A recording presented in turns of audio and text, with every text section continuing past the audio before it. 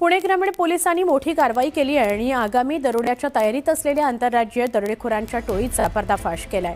या कारवाईमध्ये 6 आरोपींना अटक करण्यात आली आहे। त्यांच्याकडून पिस्तूल, जिवंत काडतुसं, धारदार हत्यारं आणि 1,47,870 रुपयांचा मुद्देमाल जप्त करण्यात आलाय। या टोळीनं महाराष्ट्र आणि तेलंगणामध्ये तब्बल 20 गंभीर गुन्हे केल्याची कबुली दिलेली आहे। आरोपींवर 50हून अधिक गुन्ह्यांची नोंद आहे। पोलिसांनी ही माहिती दिली आहे। या टोळीच्या माध्यमातून आणखी काही गुन्ह्यांचा उलगडा होण्याची शक्यता आहे। पोलिसांकडून पुढचा तपास सुरू आहे।